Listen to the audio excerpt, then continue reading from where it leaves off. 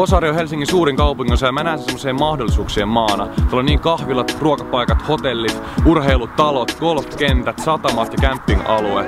Unohtamatta toki sitä faktaa, että ne tulee jengiä Finnlinesin laivoilla Saksasta asti. Vuosaaren 2 kovaa asiaa on luonto ja merellisyys, ja sen sijaan, että mä luettelen näitä asioita, mä oon ihan yhtä hyvin näyttää myös niitä.